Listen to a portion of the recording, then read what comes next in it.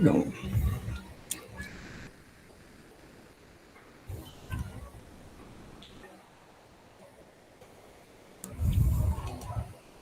Hello guys, welcome and good morning or good afternoon, whatever. So, welcome sa ating ikatlong linggo ng ika-4 na markahan ng Araling Panlipunan 10 and ang ating tatalakayin ngayon ay ang karapatang pantao or mga karapatang pantao. Ngunit nais kong umpisahan ang ating talakayan sa pamamagitan ng isang mahiwagang tanong. At ang tanong na iyon ay ito. Ano ang gagawin mo kung inaresto ka sa krimen na hindi ikaw ang may gawa? Pero bago nyo sagutin yan, ito muna ang sagutin nyo. Sagutin nyo na lang muna sa isip nyo. So, review muna tayo ng ating mga nakaraang talakayan. First question, ang pagkamamayan ng isang individual ay nakabatay sa pagtugon niya sa kanyang mga blank sa lipunan at sa paggamit ng kanyang blank para sa kabutihang panlahat. Ano sagot dito? You have 5 seconds.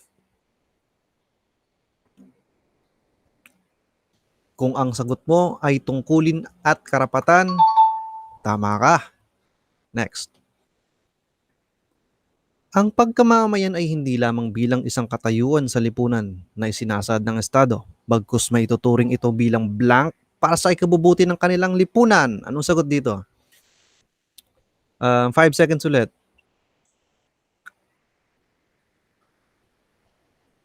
Kung ang sagot mo ay isang paraan,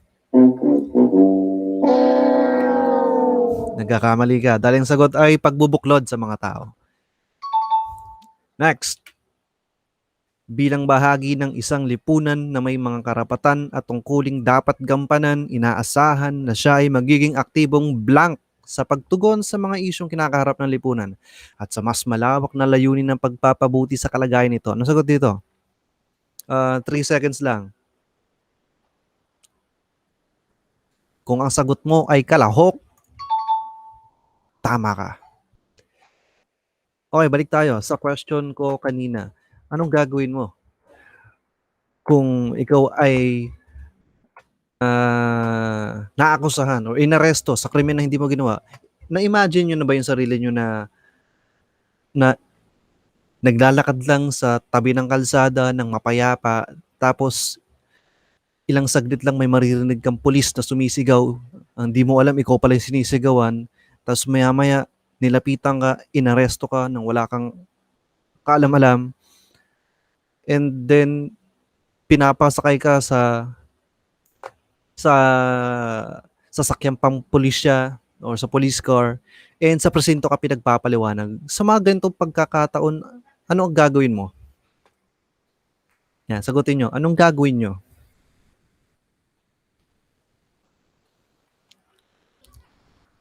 Okay, now. Yung mga sagot nyo na yan, aalamin natin kung okay ba gawin yan at malalaman nyo kung tama ba talagang gawin yan habang nagpapatuloy tayo sa ating discussion. Dahil ang discussion natin ay tungkol sa karapatang pantao at bakit hindi natin alamin ang inyong mga karapatan. May karapatan ba ang mga akusado o wala? Malalaman natin yan. So, ang karapatang pantao. Sa talakay natin ngayon, meron tayong dalawang klase ng mga karapatan. We have from international, gawa ng UN, and the other one is the national, which is from the Philippines. Yung sa UN, this is Universal Declaration of Human Rights. Papasadahan lang natin dahil magpo-focus tayo sa atin, which is yung the 1987 Constitution of the Philippines. So, umpisa natin sa UDHR o ang tinatawag na Universal Declaration of Human Rights. Ang Universal Declaration of Human Rights ay ibinigyang daan ni Eleanor Roosevelt. At si Roosevelt, siya yung naging tagapangulo nung time niya, nung siya ang tagapangulo ng Human Rights Commission ng United Nations, binigyan daan niya ang UDHR. Ngayon, alam niyo na dahil si Eleanor Roosevelt ang byuda ni Franklin Roosevelt, which is yung dating presidente ng Amerika.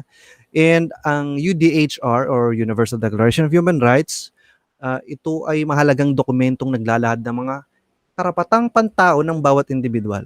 At kabilang sa mga ito ang karapatang sibil, politikal, ekonomiko, sosyal at kultural. Ay, may highlights pala.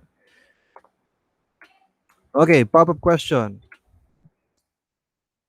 Ang tagapangulo ng Human Rights Commission ng United Nations na nagbigay daan sa UDHR, sino yun? Emma Watson, Eleanor Malala Yousafzai. 5 seconds. Kung ang sagot mo ay Eleanor with the letter A, Roosevelt, tama ka. Next. Ito ang mga karapatang pantao na nabibilang sa UDHR, or Universal Declaration of Human Rights, maliban sa isa. 5 seconds. Kung ang sagot mo ay wala dito, tama ka. Dahil lahat yan ay kasama sa UDHR, or Universal Declaration of Human Rights. Okay. Ngayon, kung gusto nyo bisitahin yung website ng United Nations na nagpapakita ng Universal Declaration of Human Rights, bisitahin nyo lang itong website na to. un.org/en/about us. Maglalagay ako ng link sa ibaba ng video na to. At ang UDHR, or Universal Declaration of Human Rights, ay binubuo ng 30 artikulo or 30 articles. At dito ibinase yung karapatang pantao ng Pilipinas. Kaya padadaanan lang natin to, pag-aralan natin sa Pilipinas. So, balik tayo. So, that's it for UDHR. Ngayon, sa Philippine Constitution tayo, ng 1987. So, bago yan, so ayon sa aklat ni De Leon et al., ibig sabihin ng et al. Is at iba pa, parang ganon. At kasi may kasama si De Leon nung ginawa niya yung aklat na yan. Et al. Yung nilagay. Imbis na at iba pa. And may 3 uri daw ng mga karapatan ng bawat mamamayan sa isang demokratikong bansa. Tandaan nyo 3 uri ng mga karapatan ng bawat mamamayan sa isang demokratikong bansa. Demokratikong bansa. Ano yun? We have the natural, constitutional, statutory. So natural tayo. Ang natural, ito yung mga karapatang taglay ng bawat tao kahit hindi ipagkaloob ng Estado. Gaya ng karapatang mabuhay, karapatang maging malaya, karapatang magkaroon ng ari-arian, bahay, matitirhan. Ayun yung mga natural rights or natural na karapatan mo yun. Hindi na kailangang ilagay pa yun sa konstitusyon. Hindi na kailangan, although nakalagay sa konstitusyon, pero hindi na kailangan gawa ng batas para lang magkaroon ka ng karapatang mamuhay. Hindi na kailangan dahil natural siya. Ayun yung ibig sabihin. The second one is constitutional. At ito yung mga karapatang ipinagkaloob at pinapangalaga ng Estado.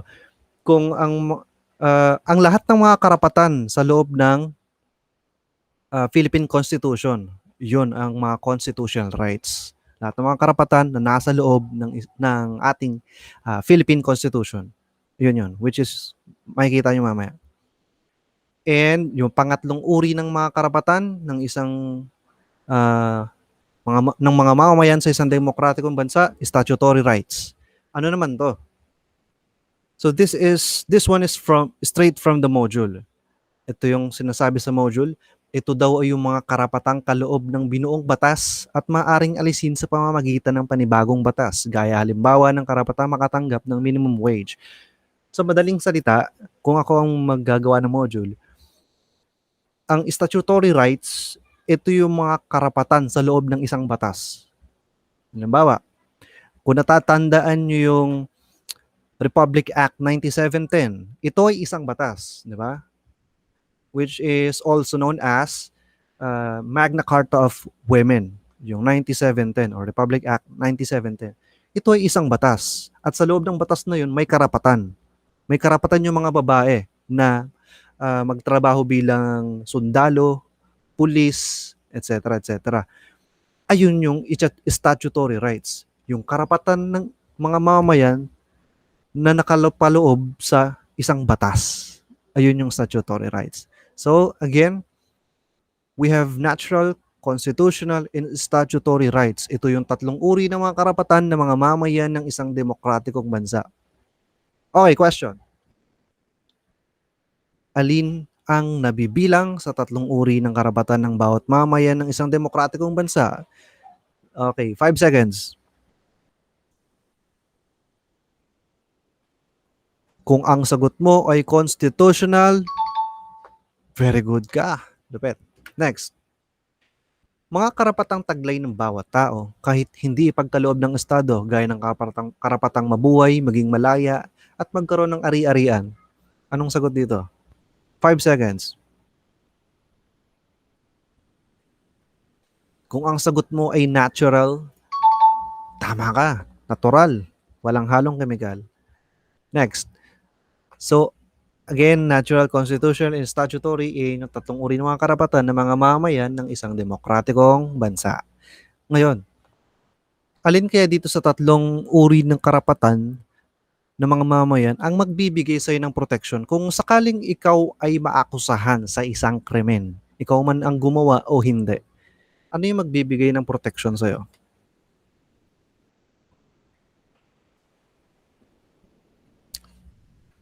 Okay, maaring sinabi mo natural dahil may karapatan kang maging malaya.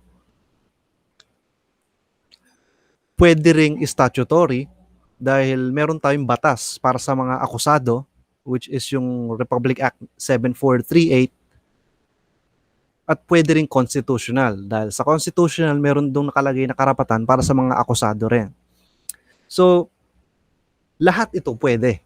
Pero ang pinaka magbibigay sa'yo ng protection is yung constitutional rights. Bakit?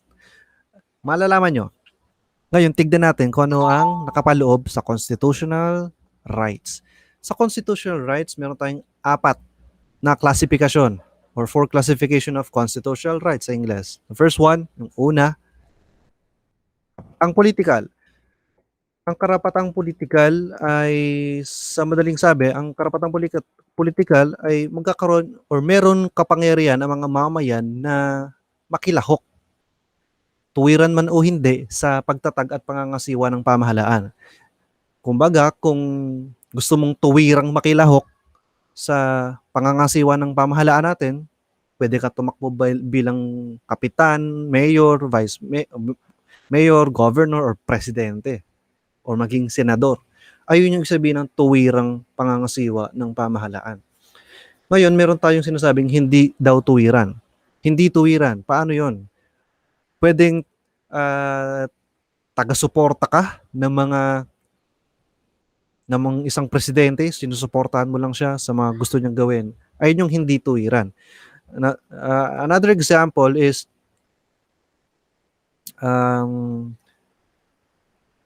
yung pagsasabi mo ng hinaing or saloobin sa ating pamahalaan, which can be in the form of public assembly or rallies. Ayun yung tuwiran. Ayun yung hindi tuwirang pakikilahok sa pangangasiwa o pagtatag ng isang pamahalaan. That's karapatang politikal. The other one, or the second one, is karapatang sibil. Sa karapatang sibil naman, ito yung mga karapatan na titiyak sa mga mamamayan o pribadong individual o sa atin na maging kasiyasiya ang ating pamumuhay sa paraang nais ng hindi lumalabag sa batas. So, kung mapapansin nyo sa picture, ito yung civil rights movement ng mga Black American. Okay? At kung babalikan nyo ang history, ang mga Black American ay inaalipin sila. Inaalipin sila or slaves sila ng mga white American, na mga puti. Hindi pantay ang tingin sa kanila. At inaalipin sila. Sa example na yon, tinatapakan yung karapatang sibil nila or yung civil rights. Paano? Dahil wala namang may gustong maging alipin eh. Hindi kasiyasiyang pamumuhay yon. 'Di ba? Hindi nila nais yon. At hindi yun kasiyasiya, hindi yun maalwan na pamumuhay, kaya ipinaglaban nila ang kanilang civil rights or karapatang civil. At doon nag-umpisa yung civil rights movement. So that's karapatang civil. The third one, is karapatang socio-economic. Sa karapatang socio-economic, ito naman yung mga karapatan na sisiguro sa katiwasayan ng buhay at pang-ekonomikong kalagayan ng mga individual, ng mga mamamayan. Kasama dito or kabilang dito yung mga karapatan mo na magkaroon ng edukasyon,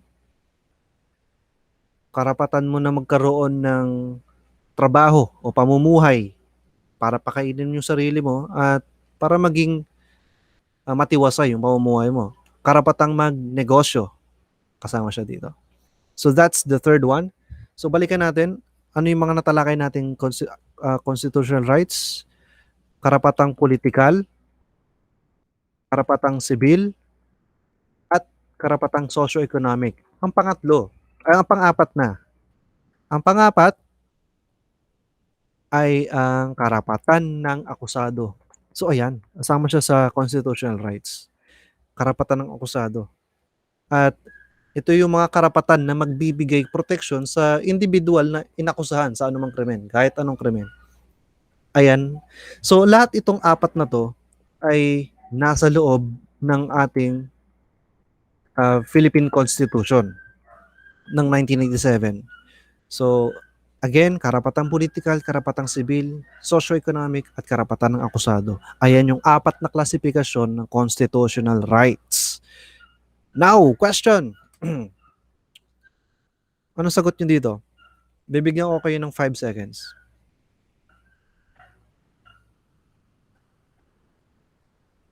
Time's up.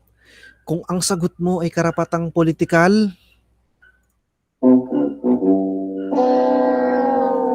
ang sagot ay karapatang pantao. Bakit? Bakit ko nasabi? Kung mapapansin nyo, ang karapatang politikal, karapatan ng akusado, at karapatang sibil, itong tatlong ito ay kabilang sa klasifikasyon ng constitutional rights. Ang hindi kasama ay ang karapatang pantao. Ayun yung logic sa question na to.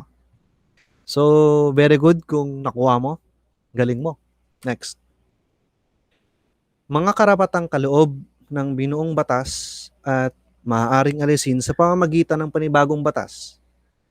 Ano kaya yan? 5 seconds. Kung ang sagot mo ay statutory rights, galing mo. Very good. Nakikinig ka. Last question. Kapangyarihan ng mamamayan na makilahok, tuwiran man o hindi, sa pagtatag at pangangasiwa ng pamahalaan. 5 seconds. Actually, madali lang to. Kung sagot mo ay political rights, tama ka na naman. So, self-care tip muna. Break muna tayo for 3 minutes. Take at least a minute of break every 20 minutes to stretch your body.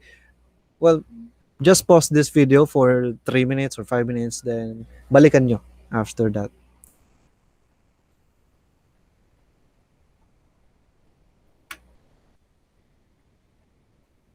Okay, so we're back.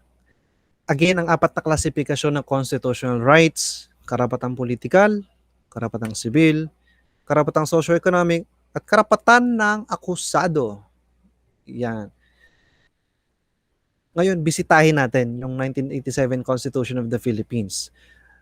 Ang Constitution or the 1987 Constitution of the Philippines ay mayroong okay, bisitahin natin.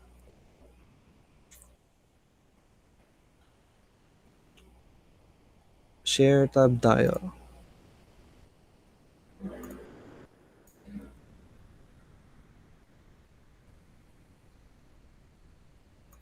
Sa English tayo. Mas komportable ako sa English na basahin. So meron siya ang 18 articles. At yung mga karapatang pantao ay nasa loob ng Article 3, Bill of Rights. Bill of Rights or sa Tagalog, ito yung mga listahan ng karapatan or pwede rin siyang tawaging Charter of Rights or katipunan ng mga karapatan. Dito nagtipon-tipon yung mga karapatang pantao. So yung Bill of Rights, itong Article 3, Bill of Rights, ay mayroong 22 sections. Ito yung section 22, yung pinaka-last. Ayan. Bawal ang ex post facto law.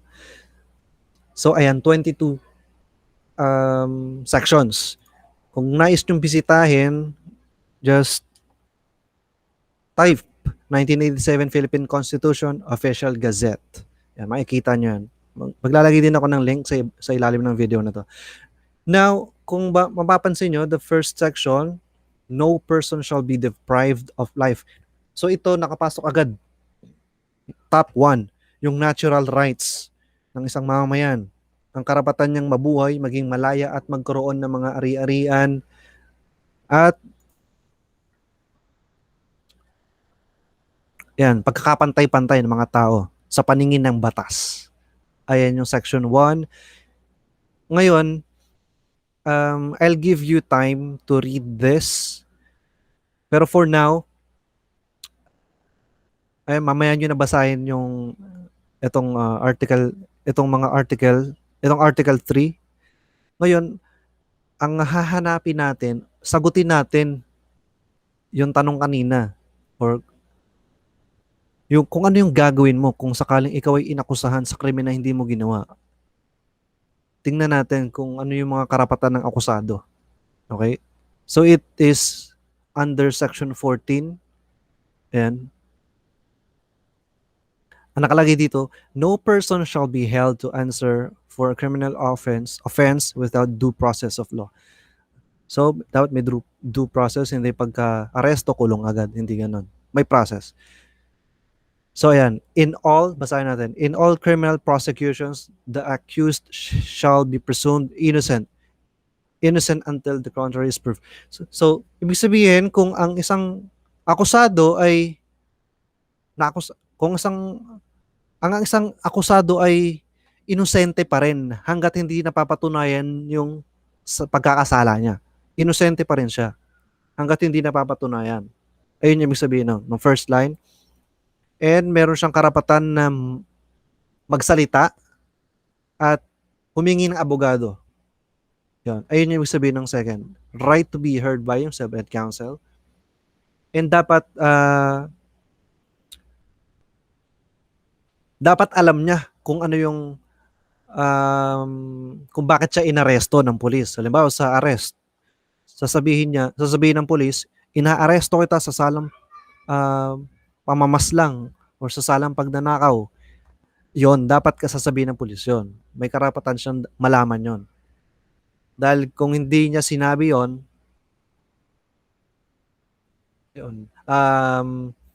magtaka ka na, baka kidnapper lang yan na nagpapanggap na pulis.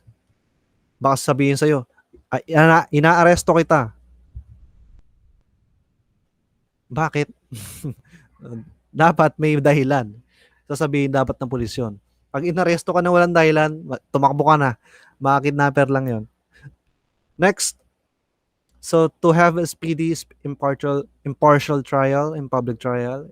So, ayan, dapat may trial. Due process.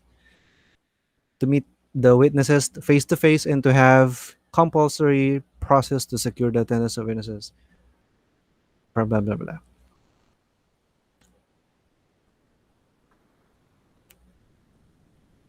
Then, on section 17, no person shall be compelled to be a witness against himself.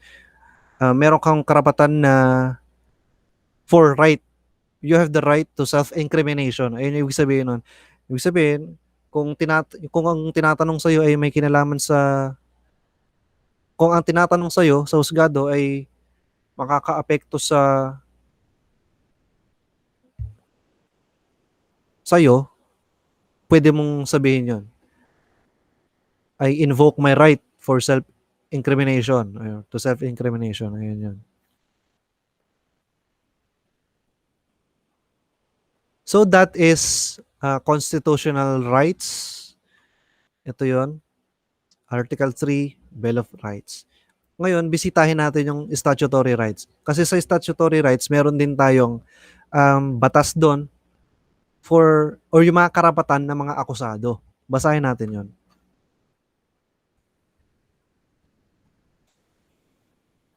Okay.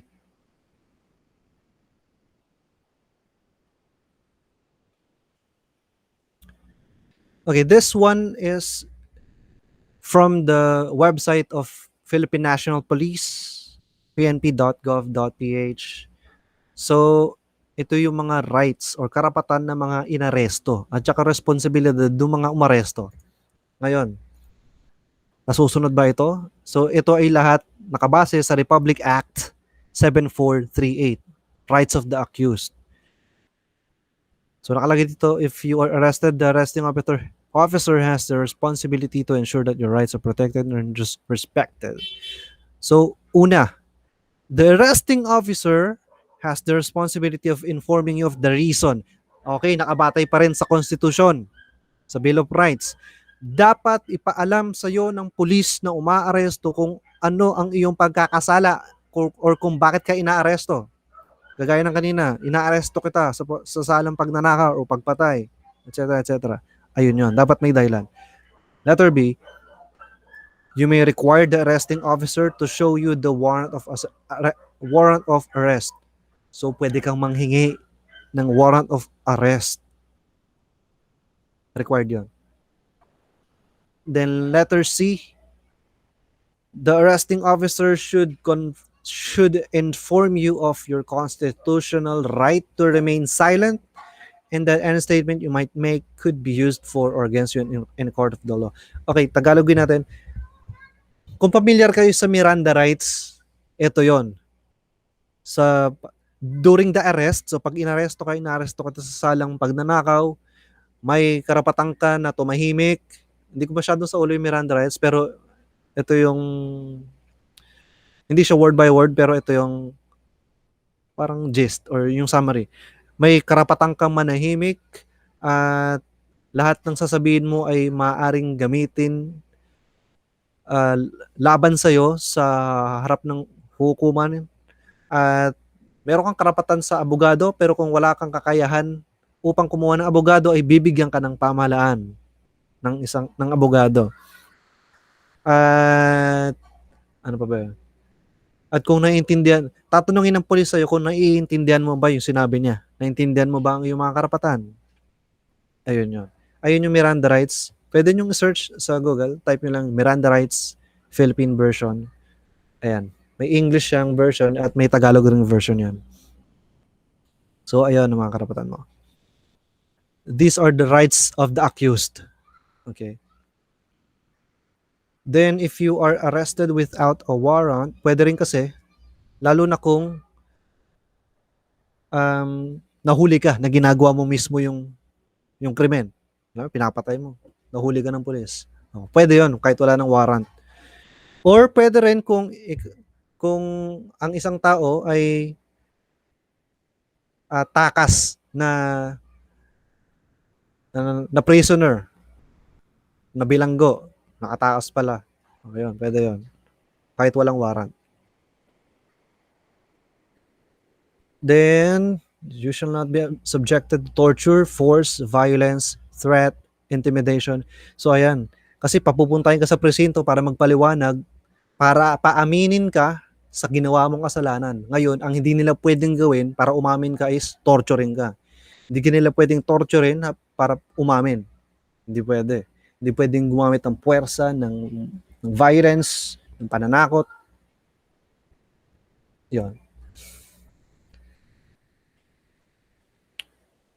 Then, immediately after your arrest, so after kang arestuhin, dadaan ka sa physical examination by a medical legal officer.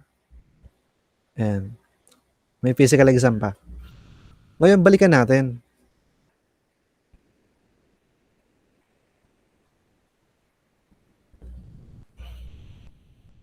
Balik tayo sa ating presentation. Yan.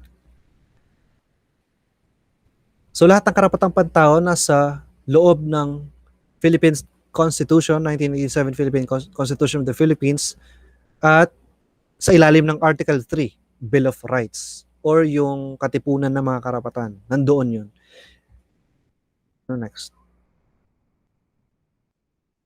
So, Balikan natin yung question, anong gagawin mo kung inaresto ka sa krimen na hindi ikaw ang gumawa? Okay, since sinagot nyo kanina kung ano yung gagawin nyo kung inaresto ka sa krimen na hindi mo ginawa, at base sa mga bagong kaalaman na narinig nyo, ngayon lang, ano ngayon yung gagawin nyo? Kung ikaw ay inaresto sa isang krimen na hindi ikaw ang may gawa. Ayan.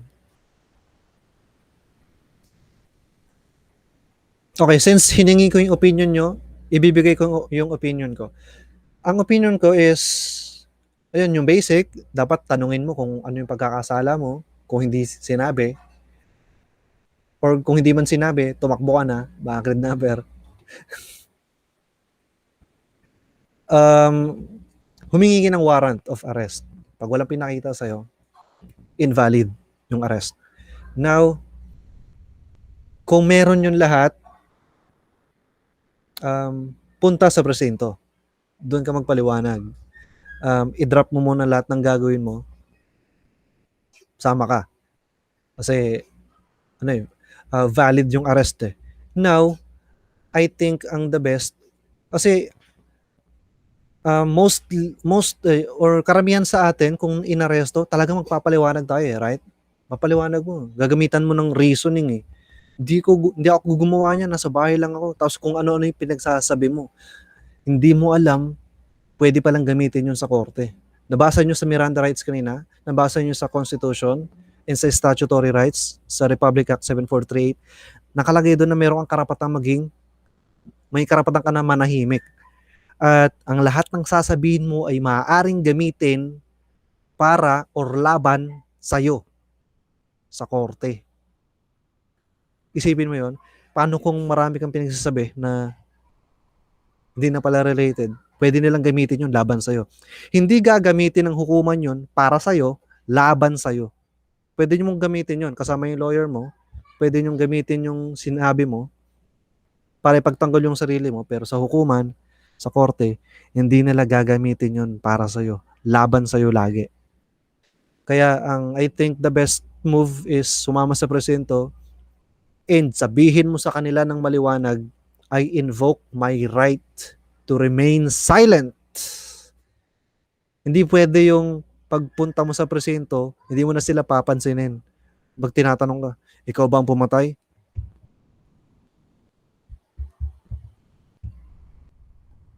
Uy, sumagot ka. Nasaan ka nung oras na to?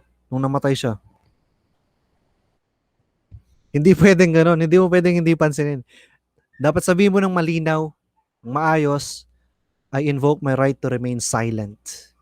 Dapat marinig nila yon, maintindihan nila. At yun, doon pa lang may invoke yung, pwede ka nang manahimik pagkatapos mo sabihin yun.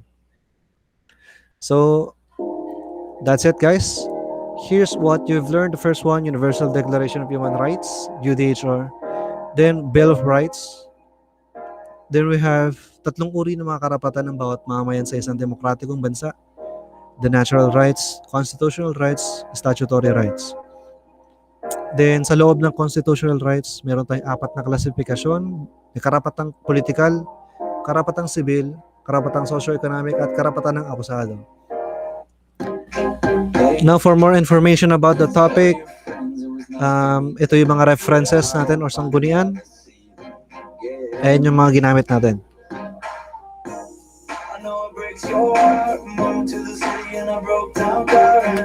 What to do next? So, ito yung sasagutan nyo sa Google Classroom. Bakit mahalaga ang karapatang pantao sa pagtugon sa mga issue at hamong panlipunan? Ayan. Madali lang. Pero paano nyo gagawin? Pumili lang ng isa. Pwedeng essay, vlogging, or blogging. Huwag malilito dun sa dalawa. Vlogging is video. Yung isang vlogging, yung boy, starts with boy, vlogging, writing yun.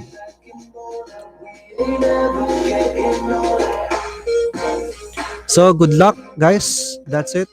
See you next meeting. Class dismissed.